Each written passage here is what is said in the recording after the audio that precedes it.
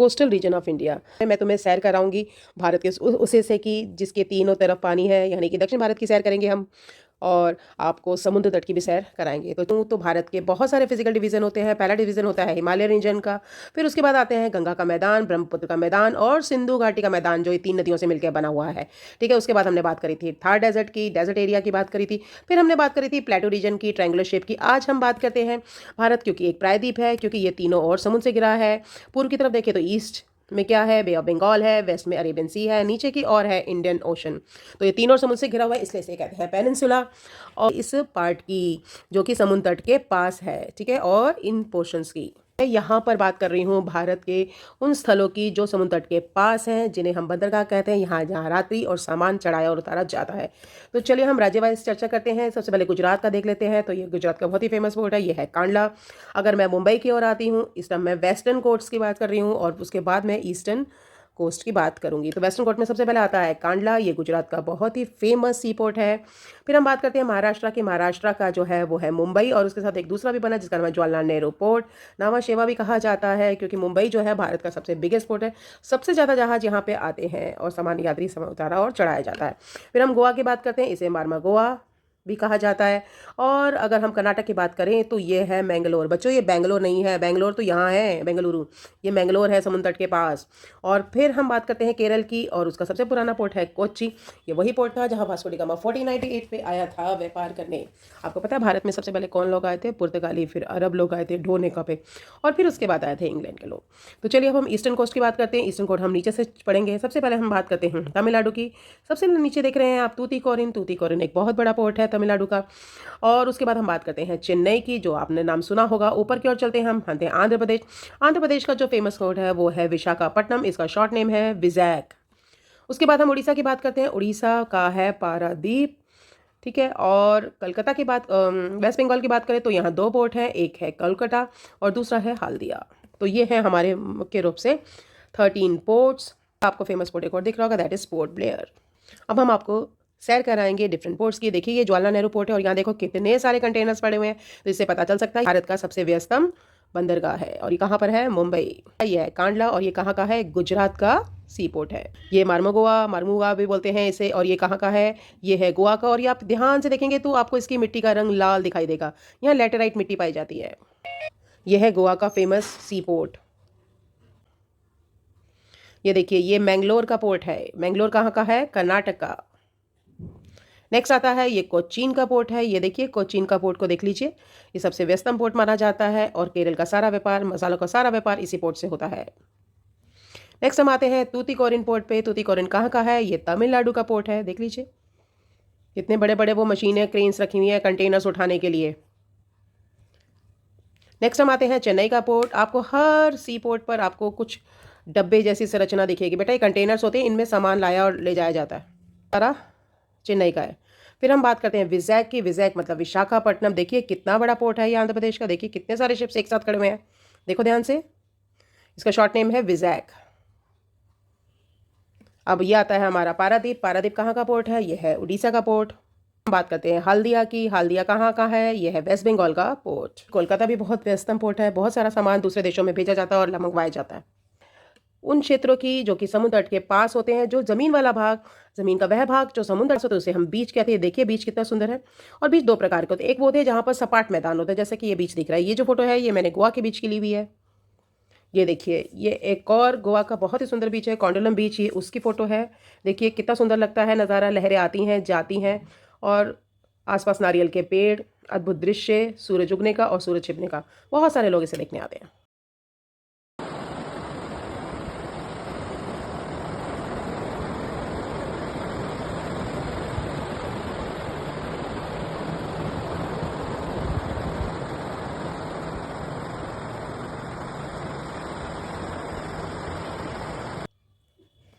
अब कई बार ऐसा होता है बीच पर जो है वो मैदानी भाग होने के बजाय खड़ी चट्टानें रहती हैं। जी हाँ, ये जो खड़ी चट्टानें आपको दिख रही है ना, ये वाली, जैसे हमने प्लेटू रीजन में पढ़ी थी कगार, ऐसे ही बीच के पास, समुद्र तट के पास भी खड़े पठारी भाग आ जाते हैं पास, जिन्हें हम कहते हैं cliff. These are the straight wall like structures found near the sea. Hope so आपको क्लिफ समझ में आ गया होगा। ये देखिए यहाँ भी क्लिफ को देख लीजिए, यहाँ पर आपको प्लेन भी दिख रहा है, ये देखो यहाँ प्लेन भी है और यहाँ क्लिफ भी है, दोनों दोनों चीज़ें मिल रही हैं। और ये मैंने अंडमान के बीच की फ़ोटो ली है।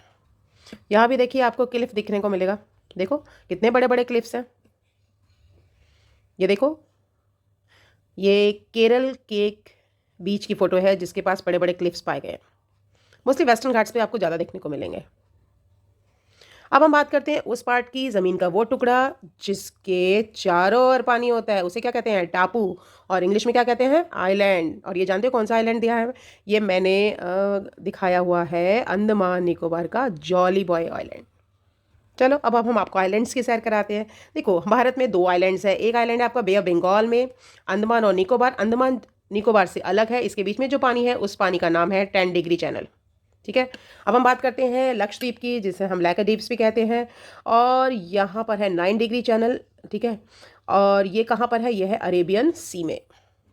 ये देखिए लक्षद्वीप को देख लीजिए, और ये है आपका 9 डिग्री चैनल। लक्षद्वीप बहुत सारे द्वीपों पे टूटा हुआ है, मोस्टली कुछ द्वीपों में जाना मना है, कुछ में जा सकते हैं, मिनिकॉय में जा सकते हैं, कैवरती यहाँ की कैपिटल है, अगाती में लोग जाते हैं। ये देखिए लक्षद्वीप की फ़ोटो है, और ये लक्षद्वीप में जो होटल्स बने हैं ये भी पानी के ऊपर है। ये बहुत ही फेमस टूरिस्ट स्पॉट है हमारा। ये लक्षद्वीप के आइलैंड की ही फ़ोटो है। अगर मैं अंडमान निकोबार की बात करूँ तो यहाँ की बहुत ही फेमस जो जेल है दैट इज़ सेलुलर जेल। बच्चों अगर आप कभी जाओ तो यहाँ ज़रूर विजिट करना। ये इस प्रकार से बनाई गई थी, एक कैदी दूसरे कैदी से ना तो बात कर सकता था, ना ही उसकी शक्ल देख सकता था। ये देखिए ये एक जेल की सेल है, बहुत ही छोटी है, और ये इन महान हस्ती का नाम है वीर सावरकर। और देखो बात करने के लिए भी कितने ऊंचे प्लेटफॉर्म पे चढ़ना पड़ता था, है ना। देख सोच लीजिए हमारे स्वतंत्रता सेनानियों ने कितनी कुर्बानियाँ करी हैं। ये देखिए यहाँ हमारे स्वतंत्रता सेनानियों का एक फ़ोटो से दिखा रही है मॉडल के जरिए कि उनको कैसे कोलू के बैल की तरह बैल की जगह जो है इस्तेमाल किया जाता था, और बेत मारे जाते थे, और फिर जब वो करते करते थक जाते थे उन से निशान थे उन पर नमक लगाया जाता था। कितना असहाय पीड़ा होती होगी ये आप अनुभव भी नहीं कर सकते। है वो फेमस सेलुलर जेल जिसे हम काले पानी की सज़ा के नाम से भी जाना जाता है। ये जो जनजाति है ये निकोबार की जनजाति है। वहाँ अभी भी कुछ ऐसे, निकोबार एक टोटली इनहेबिटेड जो है वो वहाँ के लोगों का जो है निवासियों का ही है। यहाँ पे हम लोग नहीं जा सकते हैं, यहाँ औरिया और जारवा जाति के लोग रहते हैं। अगर मैं यहाँ बात करूँ कल्टीवेशन की तो मोस्टली इन आइलैंड्स पर एक ही फसल बोई जाती है और काटी जाती है, दैट इज़ राइस, जिसे हम पैडी भी कहते हैं, और ये राइस कल्टीवेशन किया जाता है यहाँ। अब हम बात करते हैं जितने भी हमारे वेस्टर्न कोस्टर्न स्टेट्स हैं उनकी खासियत बात की, उनकी खास फीचर्स की। तो सबसे पहले हम गुजरात से शुरू करते हैं। गुजरात जो है वो बब्बर शेर यानी कि लायंस के लिए जाना जाता है, और ये जगह है गिर फॉरेस्ट।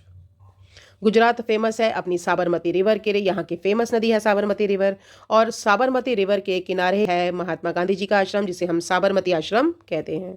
और हमारा गाना भी तो है, दे दी हमें आज़ादी बिना खटक बिना ढाल, साबरमती के संत तूने कर दिया कमाल। गुजरात जाना जाता है अमूल की, जो अमूल का यहाँ पर बहुत बड़ा प्लांट है। जाता है रण ऑफ कच्छ। ये क्या है? एक सपाट मैदान है, इसकी मिट्टी जो है उसमें बहुत ज़्यादा नमक की मात्रा है, इसलिए यहाँ खेती नहीं होती है। इसे रण ऑफ कच्छ या कच्छ का रण भी कहा जाता है, और इसी कच्छ के रण में लूनी नदी ड्रेन होती है। गुजरात जाना जाता है नमक की खेती के कारण। यहाँ पर जो समुद्र का पानी होता है वो बड़े बड़े खेत बनाकर इवेपरेशन के लिए, वाष्पन के लिए छोड़ दिया जाता है। पानी उड़ जाता है और पीछे रह जाता है नमक, उसे इकट्ठा कर दिया जाता है और फिर साफ करके उसमें आयोडीन मिला के बेचा जाता है। अब हम बात करते हैं महाराष्ट्र की। महाराष्ट्र का ये फेमस डांस है, इस डांस का नाम है तमाशा। ये है लावणी डांस जो कि महाराष्ट्र का डांस है। देखिए ये मुंबई का जुहू बीच है। जुहू और चौपाटी यहाँ के फेमस बीच हैं। लोग सुबह और शाम यहाँ बहुत ज़्यादा सैर करते हैं, ठंडी हवा का आनंद लेते हैं, और बहुत सारे फिल्मों की शूटिंग यहाँ, गानों की शूटिंग यहाँ हुई है। अब हम आते हैं गोवा का। गोवा का ये बहुत ही फेमस चर्च है, इसका नाम है सेंट जेवियर्स चर्च। यहाँ पर सेंट जेवियर की मम्मी रखी हुई है। ये बहुत ही प्रसिद्ध माने हुए संत थे। इतने वर्ष हो गए हैं, मेरे ख्याल 200 से भी ज़्यादा वर्ष हो गए होंगे, 200-300 से। ये अभी तक वैसे ही सुरक्षित है।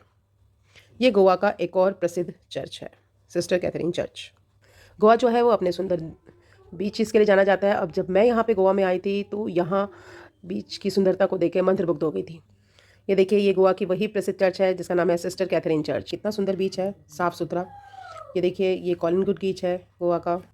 अब हम बात करते हैं कर्नाटक की। कर्नाटक में जो है वो कॉफ़ी जो है बहुतायत मात्रा में पाई जाती है। ये देखिए ये कॉफ़ी के छोटे छोटे आपको दिख रहे होंगे फल, यही फल जब पक जाते हैं तो उन्हें भून लिया जाता है, तब ये ब्राउन कलर के हो जाते हैं और उसे एरोमेटिक कॉफ़ी प्रोड्यूस की जाती है। तो ये पी जाती है कर्नाटक में। कर्नाटक अपने सैंडलवुड यानी चंदन के पेड़ों के लिए भी जाना जाता है। वहाँ पे बहुत बड़े बड़े प्लांटेशन हैं जहाँ पर चंदन के पेड़ों को बोया जाता है। और ये देखिए, ये चंदन से मिलने वाली लकड़ी है। ये उसकी लकड़ी से हम चंदन जो है वो तिलक लगाते हैं, पाउडर है, फेस पैक के लिए काम किया जाता है और इसके अलावा इसे इत्र भी बनता है। और ये बेंगलुरु की फेमस इमारत, बेंगलुरु की विधानसभा।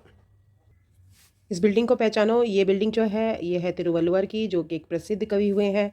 और ये बिल्डिंग कहाँ पर है बच्चों? ये बिल्डिंग है कन्याकुमारी में, विवेकानंद रॉक मेमोरियल के पास। और इस डांस फॉर्म को पहचानो। ये है केरल का प्रसिद्ध जो फोक जो डांस है, दैट इज़ कथकली। ये मेल लोग करते हैं। और ये है केरल का ही एक और डांस फॉर्म जिसे हम मोहिनी अट्टम के नाम से जानते हैं। इसमें सफ़ेद रंग की साड़ी पहनी जाती है और ये स्त्रियों द्वारा किया जाता है। केरल के लैगून्स की बात करूं तो यहाँ बैकवार्ड में बहुत सुंदर नौकायान होता है, हाउस बोट है। और आपको पता है हमारे देश में हाउस बोट दो जगह पर है। एक है हमारा डल लेक जो कि कश्मीर में है, वहाँ चलती हैं, और दूसरी चलती है बैक वाटर्स ऑफ केरला। यहाँ ओणम त्यौहार मनाया जाता है। ओणम के मौके पर यहाँ होती है नौका दौड़। ओणम में स्त्रियाँ जो होती हैं घर को अपने फूलों की रंगोली से सजाती हैं और इनके नव वर्ष के आगमन का प्रतीक है। अब मैं बात करती हूँ तमिलनाडु की। तमिलनाडु की बात करूँ तो चेन्नई का जो सबसे बड़ा बीच है, दैट इज़ मैरीना बीच। ये 2 किलोमीटर से भी ज़्यादा लंबा है और चौड़ा भी बहुत है। ये भारत का सबसे लंबा बीच है। यहाँ का जो फेमस फेस्टिवल है दैट इज़ पोंगल, जो कि 4 दिन तक मनाया जाता है। गुड़ में जब चावल डाल के उबाल आता है तो हम पोंगला पोंगला कहते हैं। यहाँ का फेमस डांस फॉर्म कौन सा है? ये है भरतनाट्यम। यहाँ की एक खास तरह की साड़ी होती है जिसे हम कहते हैं कांजीवरम साड़ी। ये सिल्क की साड़ी होती है, ये बहुत महंगी होती है। एक कांजीवरम साड़ी अगर मैं आज की डेट में बताऊँ तो 35,000 से शुरू होती है, प्योर सिल्क। उसके बाद हम बात करते हैं पुदुचेरी की। पुदुचेरी का ये बहुत ही फेमस मंदिर है जिसे हम मातृ मंदिर कहते हैं। ये सर अरविंदो आश्रम जी के द्वारा स्थापित है और ये मेडिटेशन के लिए इस्तेमाल किया जाता है। अब हम आते हैं आंध्र प्रदेश पे। आंध्र प्रदेश का जो फोक डांस है वो है कुचिपुड़ी। आंध्र प्रदेश का एक और फेमस वर्क है वो है बीदरी का। इसमें पीतल के बर्तनों पर नक्काशी की जाती है।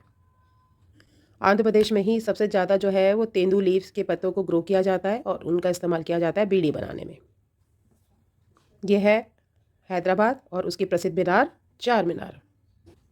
यह है गोलकुंडा फोर्ट और गोलकुंडा फोर्ट के पास ही मिला था कोहिनूर हीरा।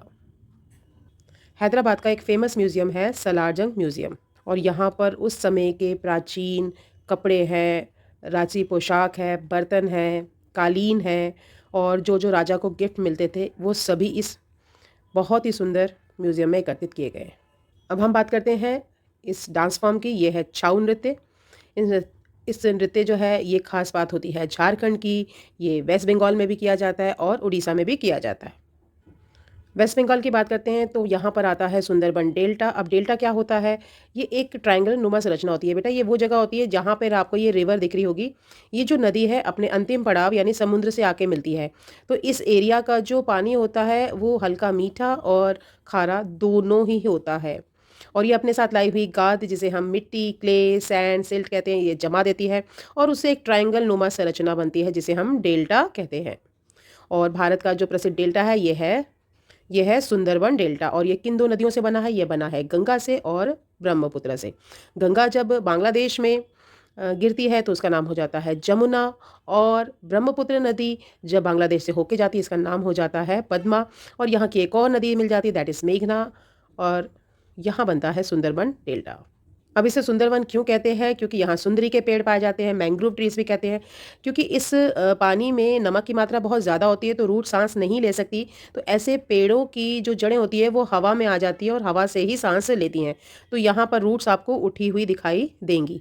क्योंकि यहाँ सुंदरी के पेड़ बहुत ज़्यादा होते हैं इसलिए इस जगह का नाम सुंदरबन पड़ गया। और आपको पता ही है सुंदरबन जाना जाता है अपने बंगाल टाइगर के लिए।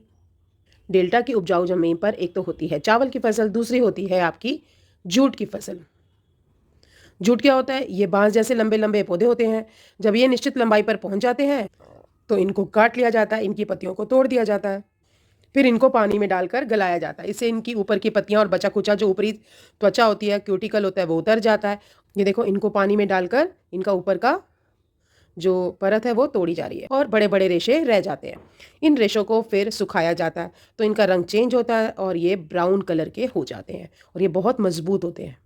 इनको सुखाया जाता है और फिर इनका इस्तेमाल किया जाता है सुंदर सुंदर चीज़ें बनाने में, जैसे चप्पल है, बैग है, तोरण है। ये देखो, ये भी जूट से बनी हुई टोकरियाँ हैं, फल रखने की टोकरियाँ हैं। तो इस प्रकार हम जूट से बहुत सारा सामान बनाते हैं और जूट से कपड़े भी बनते हैं। अब हम बात करते हैं, मौसम की बात करते हैं। तो जो समुद्र के आसपास जितने भी राज्य होते हैं उनमें ना तो बहुत ज़्यादा गर्मी पड़ती है, ना बहुत ज़्यादा ठंड, क्योंकि वो पानी के पास होते हैं। और दूसरी बात, दिन के समय क्या होता है, दिन के समय जब सूरज तेज़ चमकता है, ये जो ज़मीन है, ज़मीन जो है वो गर्म हो जाती है और इसकी हवा गर्म होके हल्की हो जाती है, वो ऊपर उठती है, जिसे हम वार्म एयर कहते हैं। और उसका स्थान लेने के लिए समुद्र के ऊपर, क्योंकि हवा है, ये ठंडी होती है, तो वो उसका स्थान लेने के लिए नीचे की ओर आती है, यानी ज़मीन की ओर चलती है। तो इसलिए दिन के समय समुद्र से हवाएं आती हैं ठंडी-ठंडी। और अगर मैं भोजन की बात करूं तो कोस्टल एरिया का प्रिय भोजन है चावल और मछली, यानी कि फिश एंड राइस। यहाँ का सी फूड भी बहुत पॉपुलर है। ये लोग जो होते हैं सी फूड भी खाते हैं। तरह तरह के फ़िश है, झींगे हैं, प्रॉन्स हैं, केकड़े हैं, तो कई लोग इन्हें खाते हैं। जो समुद्र है उससे हमें सिर्फ सी फूड ही नहीं मिलता, हमें बहुत सारी ऐसी डेकोरेटिव आइटम्स मिलती हैं, जैसे कि आपको दिख रही होगी, इसे कहते हैं कौड़ी। पुराने ज़माने में जब मुद्रा नहीं चलती थी, इन्हीं कौड़ियों का आदान प्रदान होता था। ये देखिए, हमें समुद्र से मिलने वाली हैं विभिन्न तरह की सुंदर सुंदर शेल्स। और देखिए, इन शेल से कितने सुंदर सुंदर चीज़ें बन सकती हैं। समुद्र से मिलता है समुद्री नमक, और वहाँ पर होता है नारियल। और नारियल आपने देखा होगा, नारियल का जो ऊपरी खोल होता है उसे हम कहते हैं क्वायर। इस क्वायर का इस्तेमाल किया जाता है बोरियां बनाने में, टाटपटियाँ बनाने में, मोटी मोटी रस्सियाँ बनाने में। देखिए, रस्सियाँ बनी हुई हैं। ये नारियल, सुंदर सुंदर कालीन, गलीचे, फुटमैट, इन सब का प्रयोग किया जाता है। अब हम बात करते हैं रेनफॉल की। तो यहाँ आपको चित्र में दिख रहा होगा कि जो हमारा ईस्टर्न कोस्ट है, इस पर इतनी वर्षा नहीं होती जितनी वेस्टर्न घाट के आसपास वेस्टर्न कोस्टल एरिया पर होती है। और इससे भी ज़्यादा वर्षा जो होती है वो कहाँ होती है, वो होती है मेघालय में, असम में, सिक्किम के ऊपरी भाग में। तो हम ये कह सकते हैं कि अगर यहाँ पर रबड़ के प्लांट मिलेंगे तो हमें यहाँ पर केरल साइड पे मिलेंगे। और सबसे ज़्यादा वर्षा जो होती है वो कहाँ होती है, पश्चिमी घाट पे। ठीक है, कर रहे थे यहाँ पर कोस्टल प्लेन और आइलैंड्स की। तो एक बार हम रिवाइज कर लेते हैं इसको। पेनिनसुला क्या होता है, it is a part of a land surrounded by water on 3 sides. ठीक है, यानी जिसे हम प्रायद्वीप कहते हैं। दूसरा है a place where ships came, loading and deloading is done. ठीक है, और यहाँ पर यात्री और सामान चढ़ाया उतारा जाता है, उसे हम क्या कहते हैं, पोर्ट कहते हैं, यानी कि समुद्र का तट पर जो पाया जाता है, यानी कि बंदरगाह। नेक्स्ट आता है कोस्टल प्लेन ऑफ इंडिया, यानी भारत का समुद्र तट, spread from Gujarat to West Bengal. ये हमने जान लिया है। और इसकी टोटल लेंथ करीब करीब 7500 किलोमीटर है। अब हम ईस्टर्न कोस्टल एरिया की बात करते हैं। तो ये आता है ईस्टर्न साइड। सबसे पहले हम ऊपर से शुरू करते हैं, वेस्ट बंगाल, फिर नीचे आता है उड़ीसा, फिर आता है आंध्र प्रदेश और देन तमिलनाडु। और इस पर सबसे ज़्यादा कट्स है, ऐसे ऐसे कट्स हैं, और ये चौड़ा भी है। क्यों? Due to drainage of the river like Godavari, Krishna, Kaveri और महानदी, ये सब यहाँ ड्रेन होती हैं। कहाँ ड्रेन होती हैं? यहाँ पर है आपका बे ऑफ बंगाल। नेक्स्ट हम आते हैं वेस्टर्न कोस्टल प्लेन की। वेस्टर्न कोस्टल प्लेन की अगर मैं बात करूँ, भारत का पश्चिमी भाग की, पश्चिमी तट की बात करती हूँ, तो ये शुरू होता है गुजरात से, नीचे आते हैं महाराष्ट्र, महाराष्ट्र के नीचे आता है गोवा, गोवा के नीचे कर्नाटक, कर्नाटक के नीचे आता है केरल। और आप ये देखेंगे कि ये बिल्कुल सीधा एरिया है, जबकि जो ईस्टर्न कोस्ट है वो फैला हुआ एरिया है। और यहाँ पर आते हैं हमारे वेस्टर्न घाट्स। ठीक है, और वेस्टर्न घाट से जब हवाएं टकराती हैं तो बारिश होती है। तो ये हमारा क्या है, area of maximum rainfall due to the Western Ghats. अब हम एक एक सी पोर्ट के बारे में पढ़ेंगे। गुजरात का जो सी पोर्ट है इसका नाम है कांडला। महाराष्ट्र का जो सी पोर्ट है इसका नाम है नावा शेवा, और ये बिगेस्ट पोर्ट है। और इसका दूसरा नाम जवाहरलाल नेहरू पोर्ट भी है। और यहाँ के फेमस बीच हैं जुहू और चौपाटी। गोवा का जो सी पोर्ट है इसको मारमुगाओ कहते हैं, वैसे बोला जाता है मारमा गोवा। कर्नाटक का सी पोर्ट ये है मैंगलोर। बच्चों, ये बैंगलोर नहीं है, ये मैंगलोर है, ये समुद्र तट के बिल्कुल पास है। केरल सी पोर्ट ये है फेमस कोचीन, जहाँ वास्को डी गामा 1498 में आया था। फिर हम बात करते हैं तमिलनाडु सी पोर्ट की। तमिलनाडु में मुख्य रूप से 2 सी पोर्ट हैं। सबसे पहला आता है चेन्नई, जैसा कि नाम आपने सुना ही होगा। दूसरा आता है तूतीकोरिन। नेक्स्ट हम बात करते हैं आंध्र प्रदेश के सी पोर्ट की। आंध्र प्रदेश का सी पोर्ट है, इसका नाम है विशाखापट्टनम, इसका नाम हो गया विजैक, विजैक भी बोला जाता है इसे। उड़ीसा का जो सी पोर्ट है ये है पारादीप, यहाँ से बहुत सारा लोहा अयस्क जो है दूसरे देशों में निर्यात किया जाता है। वेस्ट बंगाल का सी पोर्ट है ये है हल्दिया और कोलकाता। ठीक है, अभी तक हमने बंदरगाह के बारे में बात की थी। अब land near the sea is called beach, यानी ये हमने बात करी थी कि जो समुद्र के पास जो ज़मीन होती है उसे हम बीच कहते हैं। और कई बार बीच जो होता है वो मैदान प्लेन की तरह ना होकर उस पर खड़ी चट्टानें होती हैं, straight wall of rock near the sea, इसको हम कहते हैं क्लिफ। ये भी हमने जाना। What is an island? Island क्या होता है? Part of a land surrounded by water on all sides. ठीक है, तो ये पेनिनसुला से अलग होता है। पेनिनसुला 3 जगह पानी पानी से घिरा होता है और आइलैंड चारों तरफ पानी से घिरा होता है। तो हमारे देश में आइलैंड्स भी आते हैं। सबसे पहला आइलैंड आता है अंडमान एंड निकोबार आइलैंड्स। ये करीब ग्रुप ऑफ 300 आइलैंड्स हैं। और दूसरा आइलैंड जो है वो आता है लक्षद्वीप का, जो कि ग्रुप ऑफ 36 आइलैंड्स है। ठीक है, अंडमान निकोबार की अगर बात करूँ तो बे ऑफ बंगाल में है। लक्षद्वीप की बात करूँ तो वो कहाँ पर है, अरेबियन सी में है। अंडमान निकोबार आइलैंड जो है अपना राइस ग्रोइंग एरिया के रूप में जाना जाता है। और बेटा यहाँ की बहुत ही फेमस चीज़ जो हमने जानी वो थी सेलुलर जेल, जहाँ हमारे आज़ादी से पहले स्वतंत्रता सेनानियों को रखा जाता था और उन्हें बहुत सारी यातनाएं दी जाती थी। अब हम बात करते हैं लक्षद्वीप की। लक्षद्वीप, लक्ष कहते हैं 1000 द्वीप, आपको पता ही है, टापू। तो ये जो है हमारी स्मॉलेस्ट यूनियन टेरिटरी है और ये सारी कोरल से बनी हुई है, समुद्री मूंगे की चट्टानों से बनी हुई है जो कि जम गई हैं और यही द्वीप के रूप में उभर आई हैं। ठीक है, और ये हमारा बहुत अच्छा एक टूरिस्ट प्लेस भी है। अब हम बात करते हैं केरल की। केरल में चलती है हाउस बोट, जो कि बैक वाटर में चलती है। बैक वाटर क्या होते हैं, जब बहुत सारा जो समुद्र का पानी है ज़मीन में अंदर की ओर चला जाता है, खाड़ी जैसी संरचना बनाता है, इट्स कॉल्ड बैक वाटर। और यहाँ का जो फेमस फेस्टिवल है वो है ओनम, और ओनम के मौके पर होती है स्नेक बोट रेस। और यहाँ का जो फेमस डांस है जो मेल लोग करते हैं वो करते हैं कथकली, और जो लेडीज़ करती हैं वो करती हैं मोहिनी अट्टम। गुजरात की अगर मैं चर्चा करूँ तो गुजरात में है गिर फॉरेस्ट, गुजरात में नमक की खेती होती है गुज। ठीक है, और यहाँ पर है साबरमती रिवर जो आपने देखी थी, यहाँ है साबरमती आश्रम, और यहाँ का फेमस डांस है गरबा, और यहीं पर फेमस फैक्ट्री है किसकी, अमूल की। ठीक है, next we come to the Maharashtra. Maharashtra का जो फेमस डांस है वो है तमाशा और लावणी, और इसके जूहू चौपाटी की बात मैं पहले ही कर चुकी हूँ। हम बात करते हैं तमिलनाडु की। तमिलनाडु में चेन्नई का जो बीच है जिसका नाम है मैरीना बीच, ये सबसे लंबा बीच है, करीब 2 किलोमीटर से भी बड़ा है। और यहाँ का फेमस फेस्टिवल है, हार्वेस्ट फेस्टिवल है पोंगल, जो कि 4 दिन मनाया जाता है। यहाँ का जो फेमस डांस है वो है भरतनाट्यम, और यहाँ सिल्क की, कांजीवरम की साड़ी बहुत ही लोकप्रिय है, टोटली सिल्क से बनी होती है। और यहाँ का जो फेवरेट फूड है वो है सांबर डोसा।